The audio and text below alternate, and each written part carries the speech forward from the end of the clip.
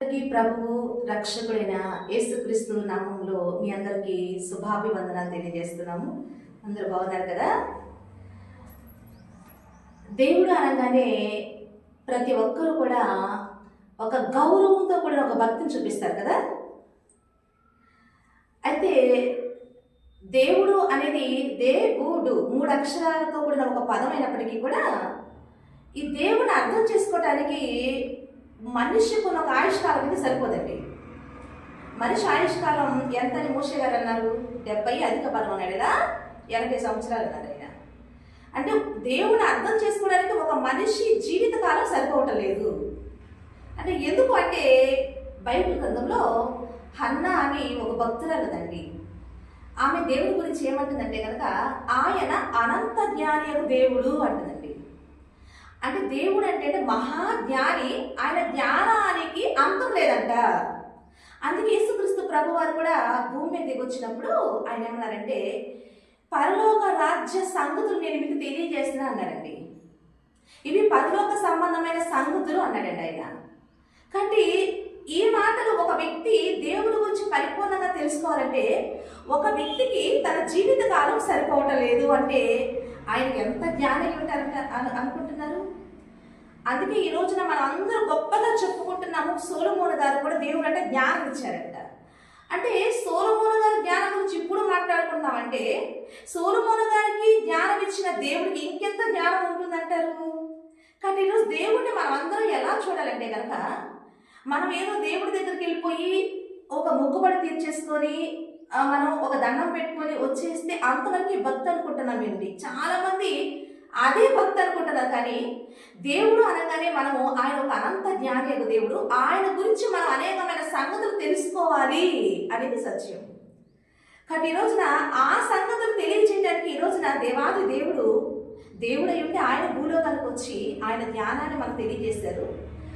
ఆయన అపోస్తలు పంపించారు. ఈ రోజున సేవకులు కూడా పంపించి ఆయన కూర్చిన సంగతులు, జ్ఞాన సంగతులు ఈ రోజున సర్వలోకానికి తెలియజేయడానికి తన సేవకులు పంపిస్తున్నాడు అనేది సత్యం అండి. అయితే ఈ రోజున ఆయన సంగతులు ఏంటి అని మనం ఆలోచిస్తే కనుక బైబిల్ గ్రంథంలో కూడా భక్తులు ఆయన గురించిన సంగతులు అనేకమైన సంగతులు తెలియజేస్తూ వచ్చారు. అందులో యెషయా అని ఒక గొప్ప ప్రవక్త ఆయన గురించి ఒక విషయాన్ని మనకు తెలియజేస్తున్నాడు. అనేకమైన సంగతులు ఉన్నప్పటికీ కూడా మనం అన్ని ఒక్కసారి మాట్లాడుకోవడానికి మనకి సమయం సరిపోదు. కాబట్టి ఈ రోజున ఒక సంగతిని మనం పరిశీలిద్దాం దేవుని ఆత్మ సహాయంతో. ఏంటని చూస్తే యెషయా గ్రంథంలో మరి 44వ అధ్యాయంలో 7వ వచనం చూస్తే కనుక ఆయన యెషయా గారి ద్వారా దేవుడు ఏం మాట్లాడుతాడో చూస్తే కనుక ఆదిలో ఉన్న జనములను నియమించినది మొదలుకొని నేను తెలియజేయచ్చు వచ్చినట్లు తెలియజేయగలవాడు ఎవడు? అట్టివాడు ఎక్కడైనా ఉండినలా నాకు తెలియచెప్పవలను, ఆ సంగతి నాకు ప్రచురింపవలను. అట్టివారు భవిష్య ద్విక్షములను రాబో సంగతులను తెలియచెప్పువారు అయి ఉండవలను అన్నాడండి ఆయన. అంటే ఇక్కడ దేవుడు యెషయా గారి ద్వారా ఏమని మాట్లాడతాడంటే కనుక ఆదిలో జనమును నియమించింది మొదలుకొని ఆదిలో జరిగిన సంగతులన్నీ కూడా నేను తెలియజేసినట్లు ఎవరైనా తెలియజేస్తున్నారా అని అడుగుతున్నాండి. అదేవిధంగా రాబోయే భవిష్యత్తు గురించిన సంగతులను నేను తెలియజేసినట్టు ఎవరైనా తెలియజేస్తున్నారా అని దేవుడు మనల్ని అడుగుతున్నాడండి. ఇప్పటి వరకు మనం ఎలా నేర్చుకున్నామంటే మనమే దేవుడిని అడగటం అనేది మనకు అంతవరకే తెలుసు కదా. కానీ దేవుడు కూడా మనల్ని అడుగుతున్నాడు అనేది దేవుడు గురించిన సంగతులు మనకు అర్థమైతే మనకు అర్థమవుతుందండి. బైబిల్ గ్రంథంలో కూడా దేవుడు అడిగిన సంగతులు ఎన్నో ఉన్నాయండి. ఒకసారి యోబు గారి దగ్గర కూడా దేవుడు వచ్చి మాట్లాడిన సంగతులు ఉన్నాయి. అప్పుడు యోబు గారి దగ్గరకు వచ్చి దేవుడు ఏం అడుగుతున్నాడు అంటే 2 మాటలు మనం చూస్తే కనుక యోబు గారి గ్రంథము 38వ అధ్యాయంలో యోబు గారి దగ్గరకు వచ్చి దేవుడు ఏం మాట్లాడుతున్నాడని చూస్తే కనుక 38వ అధ్యాయంలో యోబు గారి దేవుడు ప్రశ్న అడుగుతున్నాడు. ఏమనంటే కనుక ఆకాశము మండలను నీవు ఎరుగుదువా యోబు? భూమి వైశాల్యత ఎంతో నీవు గ్రహించితివా యోబు? నీకేమైనా తెలిస్తే నాకు చెప్పు. వెలుగు నివసించే చోటు పోవు మార్గం ఏదో చెప్పు. చీకటి అనుదానికి ఉనికి పట్టు ఏదో చెప్పు. మరణ ద్వారంలో నీకు తెరవబడిన మహాసముద్రము అడుగున నీవు సంచరించావా? సముద్రపు ఓటల్లోనికి నీవు చొచ్చావా? అంటే దేవుడు కూడా ఆయన సృష్టించేసి వీటన్నిటికీ నువ్వు నాకు సమాధానం చెప్పగలవా అని అడుగుతున్నాడండి. అంటే మనం ఆలోచిద్దాం, ఈ బైబిల్ గ్రంథంలో ఇలా దేవుడు భక్తులతో ఎన్నో మాటలు అడిగిన సందర్భాలు ఉన్నాయండి. అయితే ఈ రోజున అవన్నీ చెప్పుకోవడానికి మనకు సమయం సరిపోదు. కానీ ఈ రోజున ఒక్క సంగతి, యెషయా గారి ద్వారా దేవుడు సర్వలోకానికి ఏమని కోచింగ్ చేస్తున్నాడని చూస్తే కనుక, ఆదిలో జరిగిన సంగతులను నేనే తెలియజేస్తూ వస్తున్నాను, అదేవిధంగా రాబోయే భవిష్య విషయాలను కూడా నేను మాత్రమే తెలియజేస్తున్నాను. అలా నేను కాకుండా ఎవరైనా చెప్పగలిగే వారు ఎవరైనా ఉన్నారా అని సవాల్ చేస్తున్నాడు దేవుడు. చాలా సందర్భాలండి దేవుడు సవాల్ చేసినట్టు ఎన్నో సందర్భాలు ఉన్నాయండి. ఒకసారి అయితే యేసుక్రీస్తు ప్రభువారు ఒక పక్షవాయువుతో వచ్చిన ఆయన్ని స్వస్థపరిస్తే, ఆయన గురించి యేసుక్రీస్తు ప్రభువారిని పాపాలు క్షమించమని కుమారుడు అంటే అక్కడ ఉన్న వాళ్ళు అనుకున్నారండి, పాపాలు క్షమించడానికి ఇతనెవరు అని అనుకున్నాడు. అప్పుడు యేసుక్రీస్తు ప్రభువారు అన్నాడు, పాపాలు క్షమించుటకు మనుష్య కుమారునికి అధికారం ఉన్నది, నాలో పాపం ఉన్నదని ఎవరైనా స్థాపింపగలరా అని సవాల్ వేస్తాడు. ప్రపంచంతోనండి యేసుక్రీస్తు ప్రభువారు మాట్లాడుతున్న మాట ఏదో ఒక్కరికో ఇద్దరికో ఒక ప్రాంతానికో కాదండి. ఈ మాటలన్నీ కూడా ప్రపంచం మొత్తానికి దేవుడు మాట్లాడుతున్న మాటలు అనేది మనం అర్థం చేసుకోవాలండి. కాబట్టి ఈ రోజున యెషయా గారి ద్వారా దేవుడు మనతో ఏం మాట్లాడుతాడని చూస్తే కనుక, భవిష్యత్తుల గురించిన సంగతులు నేను మాత్రమే తెలియజెప్పగలను, నేను కాకుండా ఇంకెవరైనా చెప్పగలిగే వారు ఉన్నారా అని కూడా అడుగుతున్నాడండి. అయితే ఈ రోజున అలాంటి భవిష్యత్తు సంబంధించిన విషయాలు దేవుడు ఏమైనా చెప్పాడో ఒకసారి మనం ఆలోచిస్తే కనుక, ఈ రోజున భవిష్యత్తు సంబంధించిన విషయాలు అనగానే ఇప్పుడు ఒక్కసారి మన సమాజం వైపు చూస్తే చాలా మంది దేవుడి దగ్గరకు వచ్చి ఏమడుతారంటే కనుక, అక్క అక్క మా గురించి దేవుడు ఏం తెలియజేశాడు చెప్పు అక్క అని అడుగుతారండి. అడుగుతున్నారా లేదా? చాలా మంది ఈ రోజున చెప్పేవాళ్ళు ఉన్నారండి.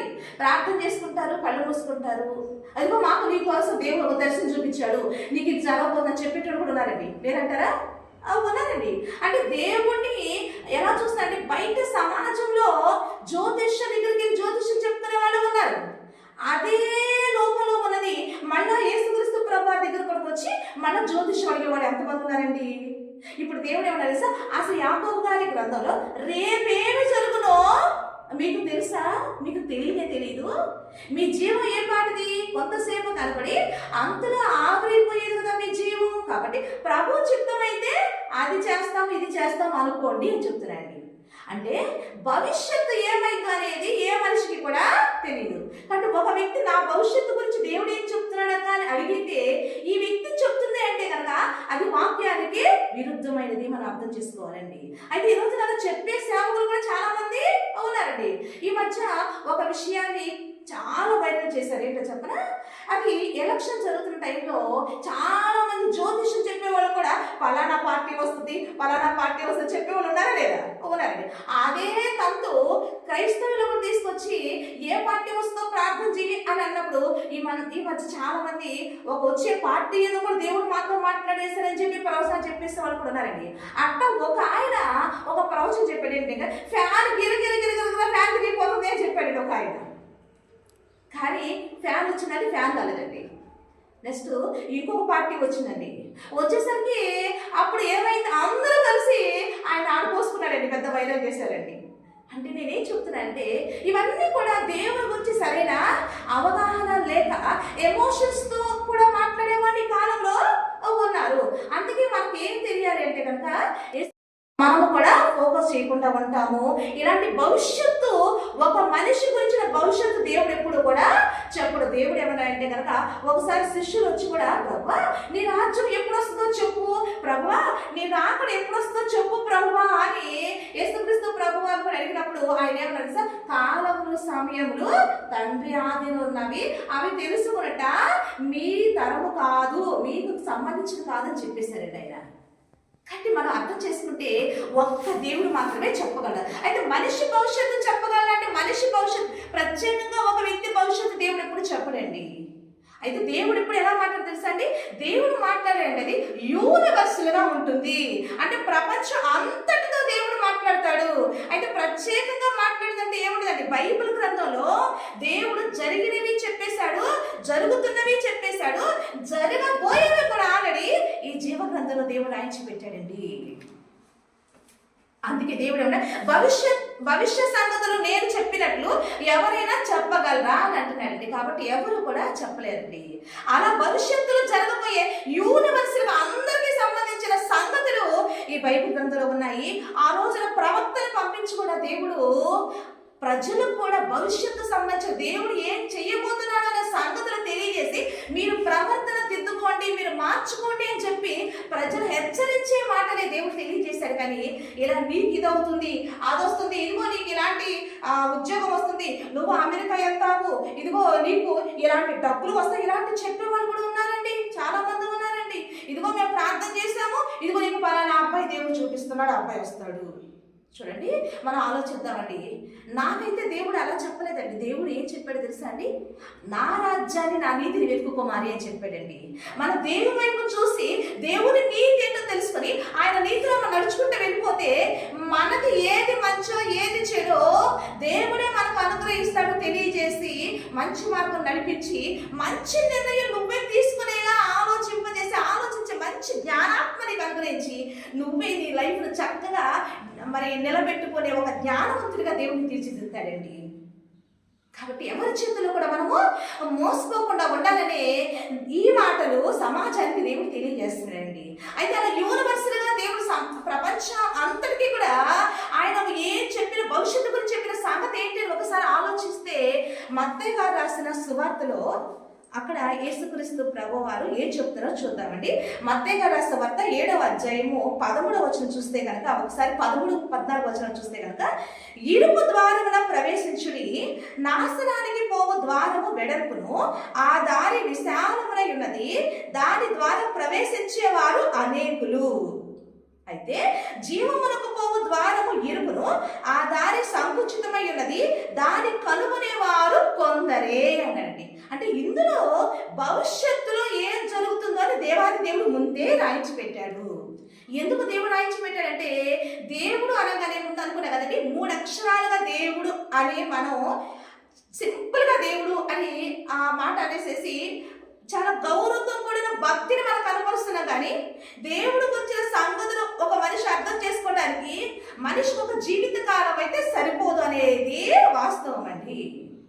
అయితే మన దేవుడు తెలుసుకోవడానికి దేవుడు మనకి చేసింది ఏంటంటే కనుక, యోహాను గారి ద్వారా దేవుడు ఏమన్నాడు తెలుసా అండి? ఆయనే దేవుడు, యేసుక్రీస్తు ప్రభువారే రక్షకుడు అని సంగతులు అంటే ఆ ప్రజలందరూ తెలుసుకోవడానికంట కొన్ని విషయాలు మాత్రమే దేవుడు ఇందులో మనకి దేవుడిని కొంచెం మనం తెలుసుకోవడానికి కొన్ని విషయాలు మాత్రం ఇందులో రాయించి పెట్టాడంటండి. ఇంకా అనేకమైన సంగతులు ఉన్నాయి, కానీ అవి రాయించి పెడితే ఈ భూలోకం కూడా సరిపోదట ఆయన గురించి విషయాలు తెలియజేస్తే.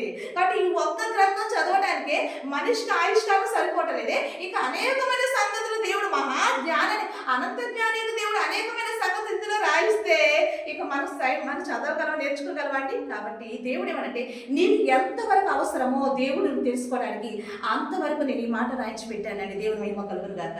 చాలండి, ఈ మాట మన దగ్గరకు వస్తే మనం కొంచెం ఆలోచిస్తే తప్పకుండా వాస్తవమైన దేవుడు ఎవరు మనకు అర్థమైందండి. కాబట్టి ఆ దేవాది దేవుడు ఇందులో భవిష్యత్తులో ఏం జరగబోతుందని ఒక సంగతి మనం తెలియజేస్తుంది. చూస్తే కనుక ఈ రోజున నాశనానికి పోయే ద్వారం ఒకటి ఉందంట, జీవానికి పోయే ద్వారం ఒకటి ఉందంట.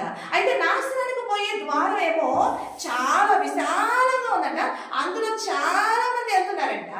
మరి జీవానికి పోయే ద్వారం ఏమో చాలా ఇరుకుగా ఉందంట, కొంతమంది వెళ్తున్నారంట. ఒకసారి ఆలోచిద్దామంటే, అంటే భవిష్యత్తులో ఏం జరగబోతుందంటే కనుక, నాశనానికి పోయే ద్వారం ఏమో చాలా మంది వెళ్ళిపోతున్నారు, అదేవిధంగా జీవానికి పోయే ద్వారంలో కొంతమంది వెళ్తున్నారు అని భవిష్యత్తు తిరిగిన దేవుడు ముందే చెప్పేశాడండి. భవిష్యత్తు ఏంటి అనేది అవునా? ఒకసారి ఆలోచిద్దాము.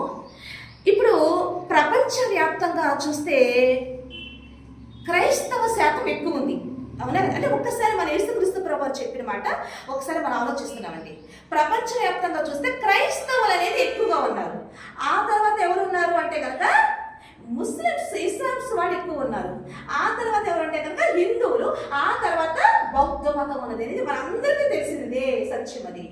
ఇప్పుడు ఇది 2024-25 జనాభా లెక్కల ప్రకారం కూడా మనకి ఒక సగటున మనకి వాళ్ళు ఇచ్చిన ఇన్ఫర్మేషన్ స్టేట్మెంట్ ఏంటే కనుక ప్రపంచవ్యాప్తంగా ఫస్ట్ క్రైస్తవ మతం లీజులో ఉందంట, ఆ తర్వాత ఇస్లాం మతం ఉందంట, ఆ తర్వాత హిందూ మతం ఉందంట, ఆ తర్వాత బౌద్ధ మతం ఉందంట.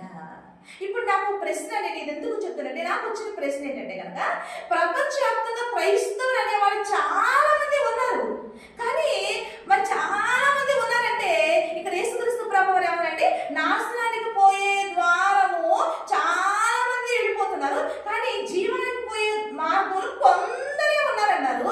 ఇప్పుడు యేసుక్రీస్తు ప్రభువారు చెప్పిన మాట ప్రకారము ప్రపంచంలో క్రైస్తవులు ఎక్కువగా ఉన్నప్పుడు మరి క్రైస్తవులు జీవానికి పోయే మార్గంలో ఎక్కువ మంది క్రైస్తవులే ఉండాలి కదా. మరి క్రైస్తవులు ఎక్కువగా ఉన్న ప్రపంచవ్యాప్తంగా చూస్తే క్రైస్తవులు ఎక్కువగా ఉన్నారు, కానీ యేసుక్రీస్తు ప్రభువారు చెప్తుంది ఏంటంటే కనుక జీవానికి పోయేవారు కొందరే అని చెప్తున్నాడు ఆయన. ఆలోచించానండి నేను ఈ విషయం పరంగా ఆలోచిస్తే, ఈ రోజున చాలా మంది చర్చిలో ఈ రోజున క్రైస్తవులు మా చర్చికి 1,00,000 మంది వస్తారండి అని చెప్తున్నారా లేదండి? మా చర్చిలో 10 లక్షల మంది వస్తారండి అని చెప్తున్నారా లేదండి? మా చర్చిలో 70,000 మంది, మన పెద్ద సంఘం, ఎక్కడ అనేక చోట్ల సంఘాలు. నిజమండి, ఈ రోజున ప్రతి గల్లికి చర్చలు కనపడుతున్నాయండి. ప్రతి కుటుంబంలో కూడా క్రైస్తవులు లేని కుటుంబం అనేది చాలా మంది ఎక్కడ కనపడతలేదండి. అంటే ఎవరో ఒకరు తప్పకుండా దేవుడు తెలుసుకున్న వారు ఉంటున్నారు. ప్రపంచవ్యాప్తంగా కూడా క్రైస్తవ శాతమే ఎక్కువ ఉన్నప్పటికీ కూడా వీరందరూ కూడా జీవానికి పోయే వారుగా కనపడతలేదు, జీవానికి పోవటలేదు అని చెప్పి యేసుక్రీస్తు ప్రభువారు ఇక్కడ తన లేఖనాలు భవిష్యత్తులో జరగబోయే విషయాలు ముందే చెప్పారండి. అంటే ఏం జరుగుతుంది అనేది నేను ఆలోచించానండి. అంటే ఇప్పుడు చర్చికి వచ్చి వీళ్ళందరూ క్రైస్తవులుగా పిలువబడుతున్న వీరందరూ కూడా ఈ రోజున జీవానికి వెళ్ళలేకపోతున్నారంటారా? ఒకసారి ఆలోచిస్తే మరి ఏం జరుగుతుంది, ఎందుకు వెళ్ళలేకపోతున్నారు అంటే చర్చిలకు అయితే చాలా మంది తండోపతండాలుగా కుటుంబాలుగా జనాలు వస్తున్నారు. ఈ రోజున ఆదివారం వచ్చిందంటే చూడండి, అసలు ఎక్కడ చూసినా రోడ్ల ట్రాఫిక్ చదువుతో జనాలు కనపడతారండి ఎక్కడ చూసినా కానీ. ఈ రోజున పెద్ద పెద్ద మందిరాలుగా పిలువబడుతున్న వారు, ఇదిగో మా పెద్ద మందిరం ఫలానా ఇంతమంది జనాలు వస్తారని చెప్పేవాడు ఉన్నారండి. చాలా మంది క్రైస్తవులు కనపడతారు. ఈ రోజు మేము చూడండి, మేము కూడా ఒకప్పుడు క్రైస్తవులం కాదండి, ఒకప్పుడు హిందువులమే, ఒకప్పుడు హైందవులం మేము. కానీ ఈరోజు క్రీస్తుని నేను తెలుసుకొని, సత్యాన్ని తెలుసుకొని, ఈ రోజున క్రీస్తే అందరికీ ప్రభు, ఆయన మోక్షాన్ని ఇచ్చే దేవుడిని తెలుసుకొని ఈ రోజు నేను వచ్చిన అనేకులు ఈ రోజు జీవంగా దేవుడికి వస్తున్నారు, కానీ జీవానికి పోయేది మాత్రం కొంతమంది వెళ్తున్నారని దేవుడు తెలియజేస్తున్నాడండి. ఇది ఆలోచిస్తే మరి ఏం జరుగుతుంది అని ఆలోచిస్తే, కొరింథీ రాసిన పత్రికలో మొదటి పత్రిక 10వ అధ్యాయంలో అక్కడ దేవాది దేవుడు ఏమని తెలియజేసిన చూస్తే కనుక, కొరింథీ రాసిన పత్రిక 10వ అధ్యాయము 5వ వచనం చూస్తే కనుక, అయితే వారిలో ఎక్కువ మంది దేవునికి ఇష్టలుగా ఉండకపోయేది కనుక అరణ్యంలో సంహరింపబడి, వారు ఆశించిన ప్రకారము మనము చెడ్డవాటిని ఆశించుకుంటున్నట్లు ఈ సంగతులు మనకి దృష్టాంతములుగా ఉన్నవి. వారిలో కొందరి వలె మీరు విగ్రహారాధకులే ఉండబడి మరియు వారి వలె మనకు వ్యభిచరింపకయుందుము. వారిలో కొందరు వ్యభిచరించినందున ఒక్క దినమందు 23,000 మంది కూలారు. మనము ప్రభువును శోధింపకయుందుము. వారిలో కొందరు శోధించి సర్పం వల్ల నశించారు. మీరు సడగబడి వారిలో కొందరు సడిగి సంహారకుని చేత నశించిపోయారు. ఈ సంగతులు దృష్టాంతముగా వారికి సంభవించి యుగాంతముందున్న మనకు బుద్ధి కలుగుటకై వ్రాయబడిను. తాను నిలుచుచున్నానని తలంచుకున్నవాడు పడకుండానట్లు జాగ్రత్తగా చూచుకున్నవారని చెప్తున్నాయండి. అంటే ఇక్కడ మనకు సంగతి దేవుడు తెలియజేస్తున్నాడు. అంటే ఈ రోజున క్రైస్తవులుగా చాలా మంది వస్తున్నారు, కానీ దేవునికి ఇష్టలుగా అనేది ఎంతమంది ఉంటున్నారు? దేవునికి చాలా మంది ఇష్టలుగా ఉండట్లేదంటండి. దేవునికి ఇష్టమైన మార్గంలో నడవట్లేదంట. ఎవరిని ఎగ్జాంపుల్గా మన ఎదుట పెట్టి దేవాది దేవుడు యుగాంతం ముందున్న మనకు తెలియజేస్తున్నట్టే కనుక, ఆ రోజున ఐగుప్తు దేశంలోని ఇజ్రాయేల్ ప్రజలను మోషే గారి ద్వారా దేవుడు నడిపించి ఆడని కనాను అనే దేశంలోనికి పాలు తేనెలు కానీ కనాను దేశంలో నడిపిస్తున్నప్పుడు ఎంతమంది బయలుదేరి ఎంతమంది కనాను ప్రవేశించారని చూస్తే దాదాపుగా 6 లక్షల కాలములం దాకా 6 లక్షల మంది ఐగుప్తు నుంచి వచ్చి 40 సంవత్సరాలు ఐగుప్తులో ప్రయాణం చేశారంటే మొత్తంగా చూస్తే 20 లక్షల పైనే జనం ఉంటారు. వీళ్ళందరూ కూడా కనాన్లో వెళ్ళారా అంటే కేవలం 2 మాత్రమే వెళ్ళారండి. ఎవరంటే కనుక ఆయనే యెఫున్నె కుమారుడైన కాలేబు, మరి యెహోషువ గారు, వీళ్ళిద్దరూ కనాన్లో వెళ్ళినట్టు మనం చూస్తున్నామండి. అంటే అప్పుడున్న తరంలో వాళ్ళందరూ అరణ్యంలో రాలిపోయారని మనకందరికీ తెలుసు. అంటే కనాన్లోకి వెళ్ళింది కేవలము 2 మాత్రమే ఆ తరంలో ఉన్నవాళ్ళు. అంటే మనం ఆలోచిస్తే ఇప్పుడు యేసుక్రీస్తు ప్రభువారు భవిష్యత్తులో ఏం జరగబోతుందో చెప్పారనే సంగతి మనం ఆలోచిస్తున్నామండి. కాబట్టి ఇప్పుడు మనము ఆ రోజున ఐగుప్తు నుండి వచ్చిన ప్రజలే అంతమంది లక్షల జనంలో కేవలము 2 మాత్రం కణాలు పెడితే, ఇప్పుడు యేసుక్రీస్తు ప్రభువారు భవిష్యత్తు గురించి ఏం చెప్తున్నారంటే కనుక నాశనానికి పోయే ద్వారము చాలా విశాలంగా ఉంది, అందులో అనేక మంది వెళ్ళిపోతున్నారు, కానీ జీవానికి పోయే మార్గంలో మాత్రం కొందరు మాత్రమే వస్తుంది, దాన్ని కనుగొనేవారు కొందరే చెప్తున్నాడండి. దాని గురించి మనం ఆలోచిస్తున్నాం. యేసుక్రీస్తు ప్రభువు చెప్పిన మాట ప్రకారము ఈ రోజున జీవానికి పోయి చాలా తక్కువ సంఖ్యలో కనపడుతుంది, కానీ క్రైస్తవులు చూస్తే చాలా పెద్ద మొత్తంలో క్రైస్తవులు కనపడుతున్నారు, కానీ జీవానికి పోయే వాళ్ళు మాత్రం తక్కువలో కనపడుతున్నారు అనేది మనం ఒకసారి అండర్స్టాండ్ చేసుకుంటున్నామండి. ఆయన చెప్పిన మాట ప్రకారం ఎందుకు యేసుక్రీస్తు ప్రభువారు తక్కువ ఎందుకు అన్నారంటే కనుక ఈ రోజున క్రైస్తవులకు చాలా మంది వస్తున్నారు, కానీ దేవునికి ఇష్టలుగా ఎవరు కూడా బ్రతకట్లేదంట, ఆయనకి ఇష్టమైనట్లుగా ఎవరు నడుచుకోవట్లేదంట అనేది మనకి తెలియజేస్తున్నాడు. ఆ రోజు ఇజ్రాయేలు ప్రజలు కూడా అలాగే నడుచుకొని వారు కనాన్లో అడుగు పెట్టలేకపోయారు. అరణ్యంలో చాలా మంది సంబంధించి నశించిపోయారు వాళ్ళు. మీరు వారు ఉండొద్దు అని యుగాంతం ముందర మనకు బుద్ధి చెప్తూ ఉంటున్నాడండి ఆయన. కానీ ఈరోజు వింటున్నామా మనము? ఒకసారి ఆలోచిద్దాము. ఈ రోజు వింటున్నారని కొనండి, ఒక ఊరికి మేము ప్రార్థనకి వెళ్ళామండి. ప్రార్థనకి వెళ్తే అక్కడ ఒక సహోదరి మాకు చెప్తుంది, ఏమని చెప్తుందంటే కనుక మేము వాళ్ళ ఇంటికి వెళ్తే ప్రార్థనకు పిలుచుకున్నారు కదా, మరి మాకు చెప్పలేదు ఏంటంటే ఆ సహోదరి అడిగిందండి. ప్రార్థన పెట్టించుకున్న సహోదరి ఇంకొక సహోదరి పక్కింటి సహోదరి అడిగిందంట. అడిగితే ఆ అక్క మరి చాలా వాక్యం చెప్పింది, మరి నీతి గురించి చాలా బాగా చెప్తుంది, ఇవన్నీ కూడా మీరు కొంచెం ఇంట్రెస్ట్ పెట్టగా అని అందంట. అంటే ఆ సహోదరు అంట ఎవరు నడుస్తారు ఇవన్నీ, వాళ్ళు వింటాం కానీ వస్తాం కానీ అవన్నీ నడుచుకోవాలంటే ఎవరింటారు? ఏదో మందిరానికి వెళ్తున్నామంటే వెళ్తున్నాం కానీ మన జీవితం మనమే ఎవరింటారు ఈ రోజున అంటున్నారండి. ఈ రోజున అలాగే ఉందండి. కాలంలో చూస్తే మందిరానికి అయితే చాలా మంది వెళ్ళడానికి వెళ్తున్నారు, కానీ దేవుని మాట ప్రకారం దైవకోవడం అనేది చాలా అరుదుగా కనపడుతుంది అనేది వాస్తవమైన సంగతి అండి. అందుకే పౌలు గారు తిమోతి గారు కూడా లెటర్ రాశారండి. ఆయన తిమోతి గారు లెటర్ రాస్తూ ఏమన్నారు చూస్తే కనుక, తిమోతి గారు రాసిన 2వ లెటరు 4వ అధ్యాయంలో చూస్తే కనుక 3వ వచనం చూస్తే, ఎందుకనగా జనులు హితబోధను సహింపగా దురద చెవులు కలవారి తమ స్వకీయ దురాశలకు అనుకూలమైన బోధకులను తమ కొరకు పోగు చేసుకొని సత్యములకు చెవినీయక కల్పన కథల వైపునకు తిరుగు కాలము వచ్చును తిమోతి తెలియజేస్తున్నాడండి. ఒకసారి ఆలోచించానండి.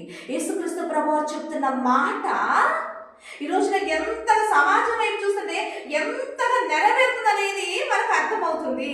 అంటే జీవానికి పోయే వారు చాలా కొందరుగా కనపడుతున్నారు, కానీ క్రైస్తవులు చూస్తే ఎక్కువగా కనపడుతున్నారు. కానీ వీరందరూ కూడా జీవానికి వస్తున్నారంటే కనుక ఆ జీవానికి వచ్చే వాళ్ళు చాలా అరుదుగా కనపడుతున్నారు అనేది మాత్రం మనకు అర్థమవుతుంది. ఎందుకంటే భవిష్యత్తులో ఏదో దేవుడు ఏం చెప్పాడో అది జరుగుతుంది. ఎందుకంటే ప్రజలు దేవునికి ఇష్టంగా ఉండి బ్రతకట్లేదు.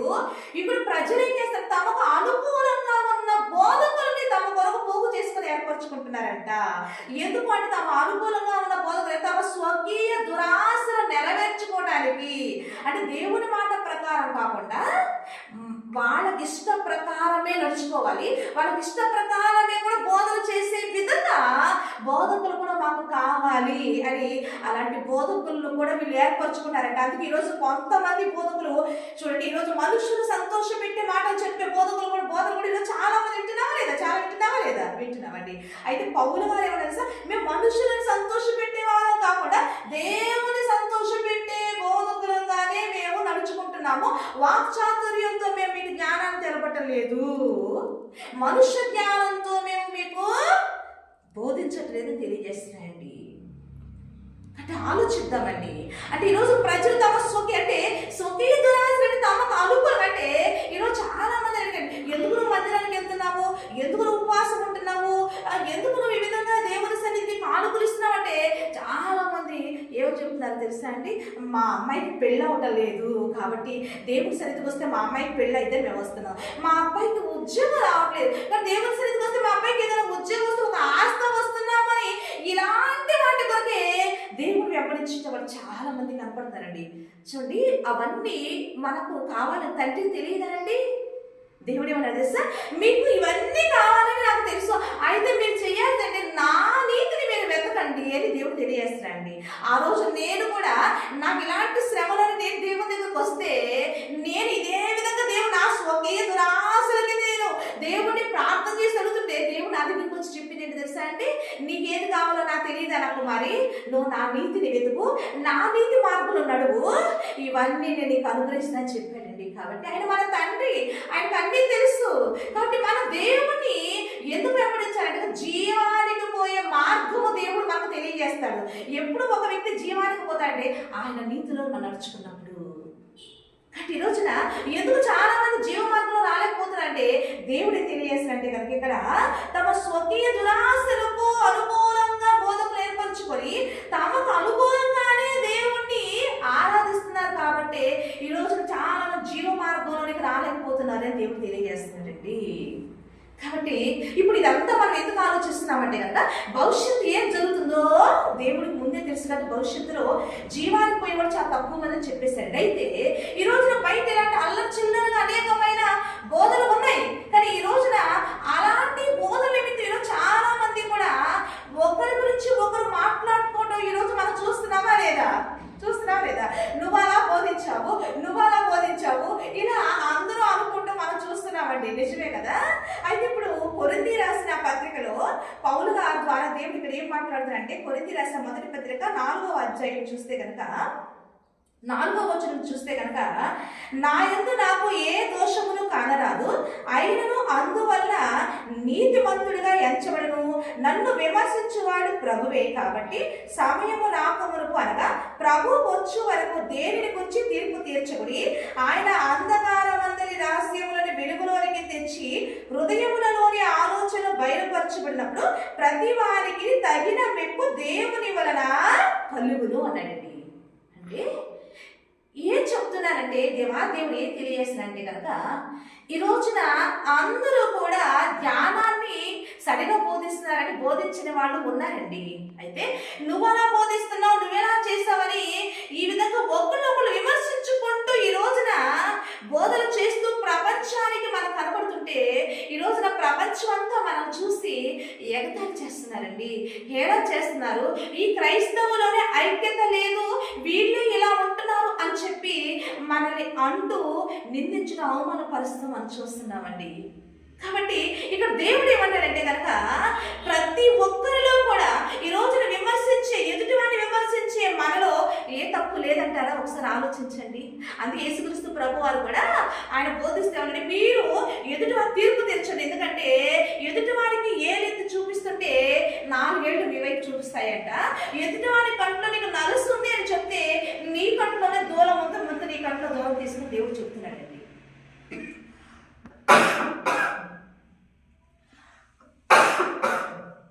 కాబట్టి ఈరోజు మనం ఏమో ఆలోచిస్తున్నామంటే ఈరోజు జరుగుతుంది, కానీ ఎవరి క్రియలు చొప్పున దేవుడు వారికంట ప్రతిఫలం ఇస్తున్నాడంట. కాబట్టి మనల్ని విమర్శించేది దేవుడు అంట.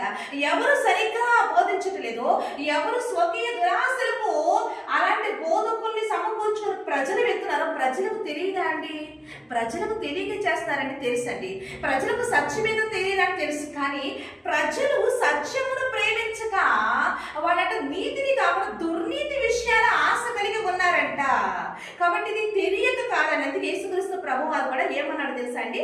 ఈ రోజున మనము ప్రపంచాన్ని ఏదో మార్చాలని, ప్రజలకు ఏదో మన సత్యం చెప్పాలని నువ్వు పోరాడుతున్నావేమో, కానీ ఇక్కడ ప్రకటన గ్రంథంలో దేవాది దేవుడు ఏమని తెలియజేస్తాను చూస్తే కనుక ప్రకటన గ్రంథము 22వ అధ్యాయము 11వ వచనం చూస్తే, అన్యాయం చేయవాడు ఇంకా అన్యాయమే చేయనిమ్ము, అపవిత్రుడైన వాడు ఇంకా అపవిత్రుడుగానే ఉండనిమ్ము, నీతిమంతుడు ఇంకా నీతిమంతుడుగానే ఉండనిమ్ము, పరిశుద్ధుడు ఇంకా పరిశుద్ధుడిగానే ఉండనిమ్ము. ఇదిగో త్వరగా వచ్చుచున్నాను, వాని వాని క్రియల చొప్పున ప్రతి వారికి ఇచ్చుటకు నేను సిద్ధపరిచిన జీతము నా యుద్ధమున్నది. నేనే అల్ఫాయు ఓమెగయు, మొదటివాడు కడపటివాడుగా ఆది అంతమై ఉన్నాను. నేను సిద్ధపరిచిన జీతము నా యొద్ద ఉన్నది తెలియజేస్తున్నాండి. అంటే దేవుడు ఏం చెప్తున్నాడంటే సర్వలోకానికి, అన్యాయం చేస్తున్నావా, నువ్వు అన్యాయ మార్గంలో నడిపించి నువ్వు బోధిస్తున్నావా ప్రజలకి, ఆ అన్యాయం చేసిన అన్యాయంగా చేయనిమ్ము. నువ్వు అపవిత్రమైన మాటలతో నువ్వు బోధిస్తున్నావా, అపవిత్రమైన మాట నడుస్తున్నావా, అపవిత్రుడుగానే ఉండనిమ్ము. నువ్వు నీతిగా నువ్వు నీతి మార్గంలో నడుస్తూ నువ్వు నీతిని గురించి నువ్వు చక్కగా బోధిస్తున్నావా, నువ్వు నీతిమంతుడిగానే ఉండు, ఆ నీతి మార్గం బోధిస్తూనే ఉండు. ఇదిగో నేను ఆకాశం ముందు అందరినీ చూస్తున్నాను, ఇదిగో నేను వస్తున్నాను, ఎవరి క్రియలు చొప్పున వారికి నేనే ప్రతిఫలం ఇస్తాను, నేనే జీతం ఇస్తాను అంటున్నాడండి దేవుడు. కాబట్టి దేవుడు చూడలేదా అండి, చూస్తున్నాడు. దేవుడికి అన్ని తెలుసు. ఎవరు స్వకీయ దురాశలకు పరిగెత్తుతున్నారో తెలుసు, ఎవరు సత్యం కొరకు పరిగెత్తుతున్నారో చూస్తున్నారండి. అయితే ప్రజలకు తెలియదండి, ఈ రోజున తెలియని వాళ్ళు ఎవరు లేరు, అందరికీ తెలుసు. కాబట్టి దేవాది దేవుడు కూడా చూస్తున్నాడు, ఎవరు ఈ మనసు ఎటు పెట్టుకున్నారు అనేది దేవాది దేవుడు చూస్తున్నాడు. కాబట్టి ఒకరిని విమర్శించి ఈ రోజున మనము ఇంకొక వ్యక్తి చేత విమర్శింపబడటం కన్నా, ఈరోజు దేవుడు మనకిచ్చిన సత్యాన్ని, మనకిచ్చిన మాటలు చెప్పుకుంటూ వెళ్ళిపోతూ ఉంటే దేవాది దేవుడు ఎవరి క్రియలు చొప్పున వారికి ప్రతిఫలం ఇస్తానన్నాడండి. కాబట్టి ఇవి దేవుడు నాకు నేర్పించి ఈ మాట దేవుడు తెలియజేయమని తెలియజేస్తున్నాండి. కాబట్టి నాకు నేర్పించిన, నాకెంత సామర్థ్యం ఇచ్చి దేవుడి జ్ఞానం ఇచ్చి నేర్పిస్తున్నాడో ఆ మాటను నేను బోధించుకుంటూ ముందుకెళ్తున్నాను అండి. కాబట్టి నేను ఎవరి ఎదురు బోధిస్తున్నా అంటే దేవుని ఎదురు బోధిస్తున్నాము. నాకైనా, బోధించే వాళ్ళకైనా, వినే వాళ్ళకైనా ప్రతిఫలం ఇచ్చేది ఎవరంటే కనుక దేవాది దేవుడు. కాబట్టి మనం ఆలోచిద్దాము, మనసు పెట్టి దేవుని వైపు మనం చూద్దాము. సత్యమేదో మనకు తెలుసు. కాబట్టి ఆ సత్యంలో పరిగెత్తేటప్పుడు మనకు కొన్ని ఇబ్బందులు వస్తాయి, మనకు శ్రమలు వస్తాయి, ఇరుకులు వస్తాయి, ఆకలి దప్పులు వస్తాయి, వస్త్రాలు ఎన్నో వస్తూ ఉంటాయి. కానీ ఆ శ్రమల్లో నువ్వు దేవుణ్ణి విడిచిపెట్టుకుని ఆ సత్యం కొరకు నువ్వు నిలబడ్డప్పుడు తప్పకుండా ఆ జీవం నీదేనండి. అంటే ఆలోచిద్దామండి. భవిష్యత్తు ఎరిగిన దేవుడు భవిష్యత్తులో కొందరే జీవానికి పోయి చెప్పేసి అని దేవుడు చెప్తే, ఈ రోజున ఆసక్తిలో చాలా మంది పరుగులు ఎడుతున్నారని చెప్పి మనం ఎంత పోరాడి వాళ్ళని సరైన మార్గం నడిపించాలన్నప్పటికీ కూడా జీవానికి ఎవరు రావట్లేదు. ఇక్కడ దేవుడు చెప్పేశాడు భవిష్యత్తు దేవుడు. కాబట్టి నాకు ఇచ్చిన పని నేను సంపూర్ణంగా చేస్తాను, నీకు ఇచ్చిన పని నువ్వు సంపూర్ణంగా చేయాలి. ఎవరికి ఇచ్చిన పని అంటే నమ్మకంగా మనం చేసుకుంటూ పోతే దేవుడి ప్రతిఫలం మనము పొందుకుందాం. అలాంటి కృప, అలాంటి దేవుడి దగ్గర మంచి జీతం, ఆ జీవం అనే జీతం మనమందరూ సంపాదించుకోవాలని సహోదరులందరూ కూడా ఐక్యత కలిగి ఒకరినొకరు విమర్శించుకోకుండా తమకు దేవుడిచ్చిన జ్ఞానాన్ని బోధించుకుంటూ ముందుకెళ్ళిపోతూ ప్రజలని ఆ యొక్క జీవానికి నడిపించాలని మనస్ఫూర్తిగా కోరుకుంటూ ఈ మాట తెలియజేస్తున్నానండి. దేవుడికి మహిమ కలుగును గాక. ఆమేన్.